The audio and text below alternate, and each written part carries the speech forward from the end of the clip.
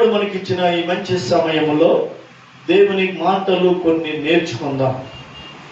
దేవుని మాటలు లేక సమాజం నాశనం అయిపోతుంది. దేవుని మాటలు వినక ప్రజలు పాపంలో పడి కొట్టుకులాడుతున్నారు. పాపం అనే ఊబిలో పడి కొట్టుకులాడుతూ మనశ్శాంతి లేక జీవితాలు నాశనం చేసుకుంటున్నారు. కనుక ఒక పక్క దేవుని కృప విస్తరిస్తూ ఉంది. ఆయన కృప ఏంటంటే దేవుని మాటలు ప్రకటిస్తూ ఉంది, దేవుని మాటలు తెలియజేస్తూ ఉంది. దేవుని కృప. కాబట్టి దేవుని మాటలు వినండి బాగా. మీరు బాగా వినాలి, మీరు నేర్చుకోవాలి, లోకంలో ఉన్న ప్రజలకు నేర్పాలి. ప్రతి కుటుంబం పాపము ఏలుతుంది. పాపము ఏలుతున్న కుటుంబాలు ఇవి. ఈ రోజుల్లో పాపం ఏలుతున్న కుటుంబాలు, మనశ్శాంతి లేని కుటుంబాలు. క్రైస్తవులారా, మీ జీవితంలో మనశ్శాంతి లేకపోతే పాపము మిమ్మల్ని ఏలుతుంది. పాపము ఉన్న చోట ప్రశాంతత ఉండదు. పాపమున్న చోట నెమ్మది ఉండదు. పాపమున్న చోట ప్రజలు సుఖంగా ఉండలేరు. శరీరానికి జబ్బులు ఉంటాయి, మనశ్శాంతి ఉండదు, సమాజంలో విలువ గౌరవం కూడా ఉండదు. కనుక పాపము పోవాలి, పరిశుద్ధత రావాలి అంటే యేసు ప్రభు ద్వారానే అది సాధ్యం. కనుక యేసు ప్రభు మాటలు బాగా నేర్చుకోండి. నిర్లక్ష్యంగా ఉండొద్దు, అశ్రద్ధగా ఉండొద్దు. అర్థమైందా?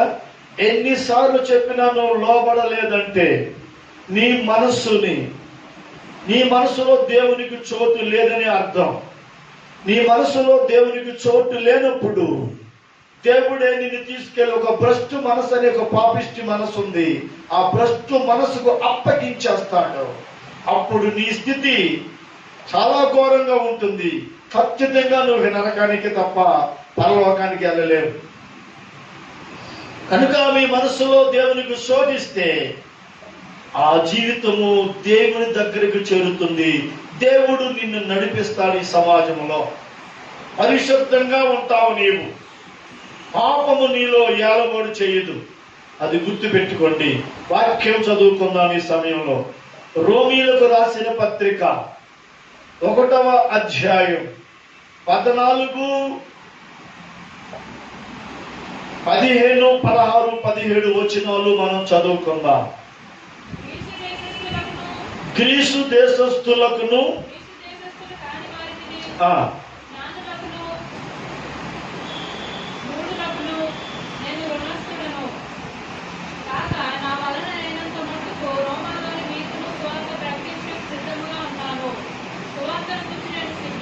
ఆమేన్, హల్లెలూయా. ఈ రోమీలకు రాసిన పత్రికలో 1వ అధ్యాయంలో 14 నుండి 17వ వాక్యములో పౌలు గారి యొక్క జీవితంలో ఒక అద్భుతమైన సన్నివేశాన్ని మనకు చూపిస్తున్నాడు. ఏంటంటే, నేను ప్రజలకు రుణస్తుని అంటున్నాడు. నేను ప్రజలకు రుణస్తుని అంటున్నాడు. అంటే అప్పు పడ్డవాణ్ణి అంటున్నాడు. రుణస్తుడు అంటే అప్పున్నవాడు. ఏంటయ్యా అని రుణస్తుడంటే, నేను సువార్త ప్రకటించకపోవటమే రుణస్తుడిని. దేవుని సువార్త నేను ప్రకటించటం లేదు. అర్థమైందా? దేవుని సువార్త ప్రకటించకపోవటం వలన నీవు దేవునికి రుణస్తుడివి. దేవుని మనసు ఎరిగిన ప్రతి మనిషి గుండెల్లో ఉన్న ఆవేదన ఇది. నేను మనుషులందరికీ రుణపడి ఉన్నాను. ఏంటి ఆ రుణం అంటే, నేను సువార్త ప్రకటించటం లేదు. ఆ మనుషులకు సువార్త ప్రకటించాల్సిన బాధ్యత నాలో ఉంది. మనుషులకు సువార్త ప్రకటిస్తే నేను మనుషులకు రుణస్తుని కాను. కాబట్టి సువార్త ప్రకటించాలన్న ఆలోచన ఆయనకి దృఢంగా మనసులో ఉంది. దేవునికి స్తోత్రం, హల్లెలూయా. యేసు ప్రభు చేత రక్షించబడిన వారి యొక్క మనసులు, అందరి మనసులు కూడా ఈ సువార్త గురించిన తపన ఉండాలి.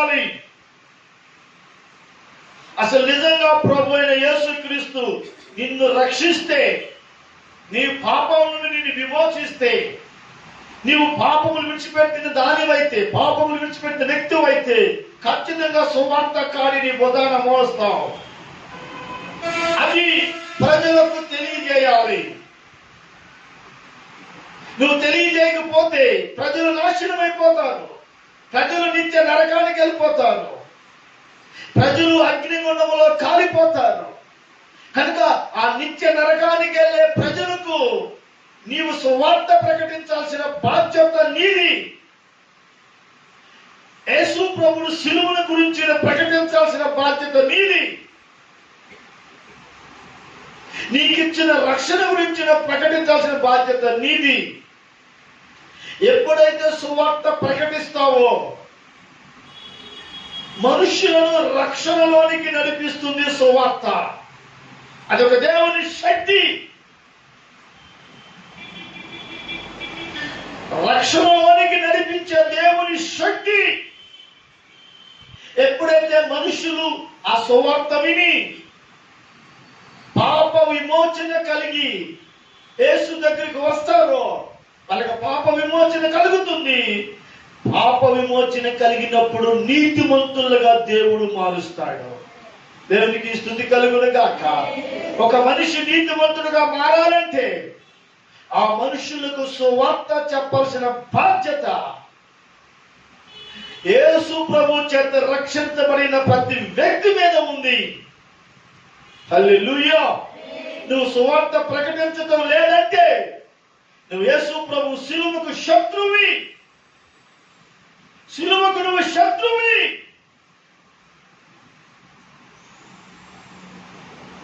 సువార్త ప్రకటించలేదంటే నువ్వు శిలువకు శత్రువి, సాతానుకి స్నేహితుడివి, దెయ్యాలకు నాయకుడిగా మారిపోతావు.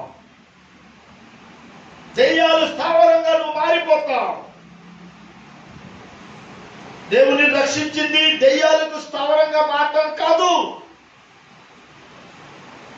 దెయ్యాలకు స్థావరాలు వణికిపోవాలని నిన్ను చూస్తే సువార్త ప్రకటించినప్పుడే అది జరిగింది. దేవునికి స్తోత్రం కలుగును గాక. హల్లెలూయా. పౌలు గారు ఏమంటున్నాడో తెలుసా? 16వ వాక్యములు ఏమంటున్నాడు? సువార్తను గురించి నేను సిగ్గుపడువాడను కాను. హల్లెలూయా. చాలా మంది సువార్త గురించి సిగ్గుపడతారు. అమ్మా, మీరు ఎప్పుడైనా సువార్త చెప్పారా? వీధిలో తిరిగి బైబిల్ పట్టుకుని వీధిలో తిరిగి అమ్మా యేసు నమ్ముకోండి నరకానికి వెళ్తారని, పాప విమోచకుడు యేసు ప్రభు అని ఎప్పుడైనా చెప్పారా? చెప్పారా? చెప్పరు. ఎందుకు చెప్పరు? మీకు సిగ్గు. నిన్ను రక్షించిన దేవుని గురించి నువ్వు చెప్పడానికి సిగ్గు. ఎందుకు నేను రక్షించాడు దేవుడు?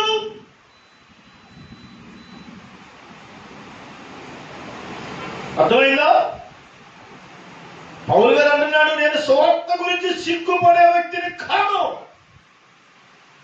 సువార్త గురించి నేను సిగ్గుపడను. ఏలైనగా నమ్ము ప్రతి వానికి, మొదటగా యూదునికి గ్రీసు దేశస్తునికి కూడా రక్షణ కలుగు చేయు అది దేవుని శక్తి అయి ఉంది. హల్లెలూయా. రక్షణ కలుగు చేయడం అంటే పాప విముక్తి కలగటం. మనిషిలో ఉన్న పాప విముక్తి కలగడానికి దేవుని శక్తి సువార్త. కాబట్టి సర్వలోకములో ఉన్న మానవులారా, క్రైస్తవులారా, మీరు నిద్రపోవద్దు, సోమరులుగా ఉండొద్దు, తిండిపోతులుగా ఉండొద్దు. క్రీస్తు చేసిన కార్యాలు, క్రీస్తు నీ పట్ల చేసిన అద్భుతాలు నువ్వు ఆలోచించుకుని నీ జీవితము క్రీస్తుకు సాక్షాత్మై సువార్త ప్రకటించడానికి సిద్ధపడాలా.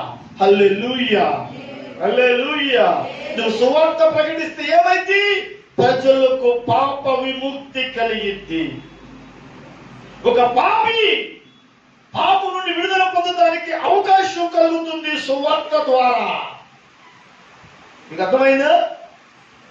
సువార్త ప్రకటించడం వల్ల ఒక చెడిపోయిన వాడు, ఒక పాపంలో బతికేవాడు ఒక దొంగ, ఒక వ్యభిచారి, ఒక తాగుబోతు, ఒక తిరుగుబోతు, ఒక మోసగాడు, ఒక మాయగాడు ఈ సువార్తను నమ్మటానికి అవకాశం ఉంది. వారు నమ్మితే రక్షణ కలుగుతుంది. అది దేవుని శక్తి. హల్లెలూయా. సువార్త అనేది దేవుని శక్తి. నువ్వు ప్రకటించకపోతే ఆ శక్తి పనిచేయదు. ఆ శక్తి లేనట్టు. నువ్వు ప్రకటిస్తే ఆ శక్తి తన కార్యం చేసిద్ది. దేవునికి స్తోత్రం. అప్పుడు తెలుసా, నీతి అన్నది లోకంలో బయలుపరచబడింది. ఎప్పుడైతే ఒక పాపి ప్రభు దగ్గరికి వస్తాడో, ఆ పాపి పాపాలు ఒప్పుకుంటాడో, యేసు రక్తం తను కలిగిద్దో, అతడు నీతిమంతుడుగా మారుతాడు. అప్పుడు నీతి లోకంలో ఉందని నిరూపణ అయ్యింది. హల్లెలూయా, హల్లెలూయా. నా డౌట్ ఏంటంటే, క్రైస్తవులు నీతిమంతులేనా? ఎవరైనా సమాధానం చెప్పగలరా దీనికి? పాప విముక్తి కలిగిన వ్యక్తికి నీతి మత్వము దొరుకుతుంది. యేసు ప్రభువు ఉచితంగా నీతిమంతులుగా మార్చేస్తున్నాడు. నీతి బయలుపడుతుంది. దేవుని నీతి బయలుపడుతుంది. దేవుని నీతి అంటే ఏంటో పాపము నుండి విడుదల పొందిన మనిషిలో ఆ నీతి కనబడుతుంది. అప్పుడు వీడు మారిపోయాడురా, వీడు నీతిమంతుడయ్యాడురా, ఇప్పుడు వీడు పాపి కాదు, పరిశుద్ధుడని సర్వ సమాజం గుర్తిస్తుంది. అప్పుడు దేవునికి మహిమ కలుగుతుంది. అర్థమైందా క్రైస్తవులారా?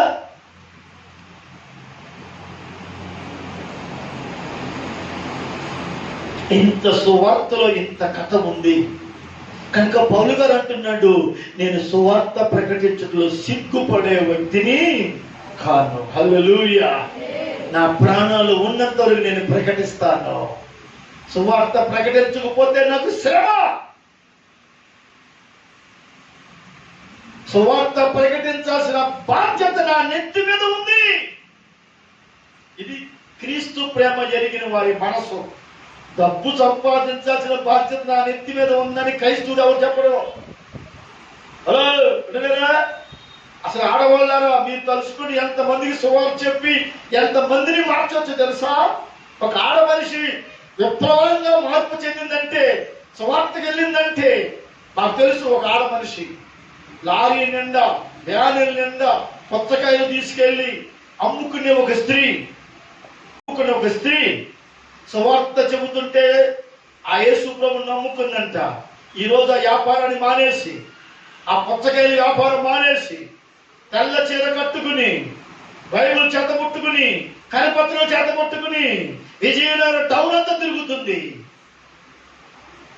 ఏమో అంటే, పాస్టర్ గారు దేవుడు నన్ను మార్చాడండి, నేను మారిపోయాను, వ్యాపారం వదిలేశాను, నా ప్రభు కోసం తిరుగుతున్నాను. హల్లెలూయా, హల్లెలూయా. మరి మనిషి ఎలా ఉంటుంది తెలుసారా? చాలా ఎత్తు ఉంటుంది, మంచి పర్సనాలిటీ ఉంటుంది. ఆ మనిషిని మేము చూస్తుంటే ఆశ్చర్యం.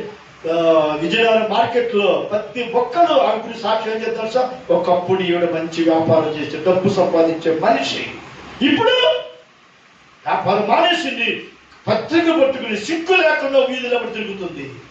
హల్లెలూయా. సువార్త ప్రకటించడం సిగ్గా?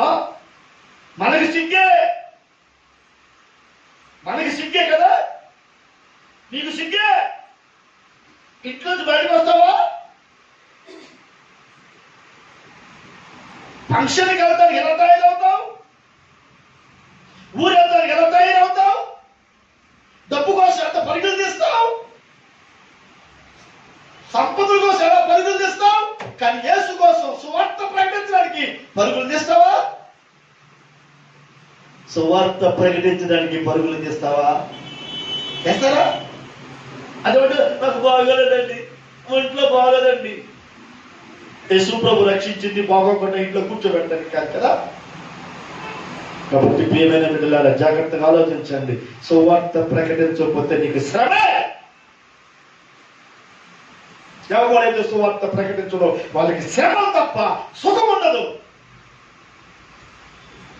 నేను చెప్తున్నాను, ఆలోచించుకో. నువ్వు సువార్త ప్రకటించబోయావు, ఇంట్లో గందరగోళం తప్ప ప్రశాంతత రాదు. నీకు సుఖమే ఉండదు అసలు. నువ్వు ఆనందంగా ఉండలేవు. కనుక క్రీస్తు నీకు ఇచ్చిన ఆనందాన్ని, ఆశీర్వాదాన్ని, నీ మనసులో ఉల్లాసాన్ని ప్రజలకు చెప్పి సువార్త చేయడానికి ముందుకెళ్ళు. Praise the lord. సువార్త మనిషికి ఏం కలుగు చేస్తుంది?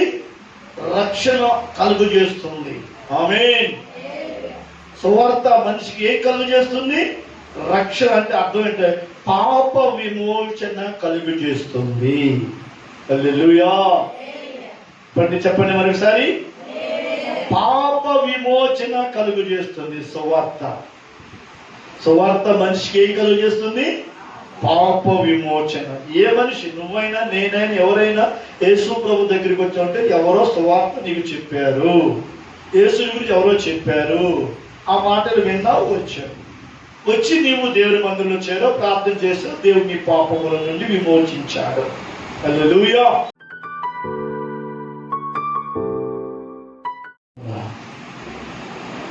ప్రార్థన.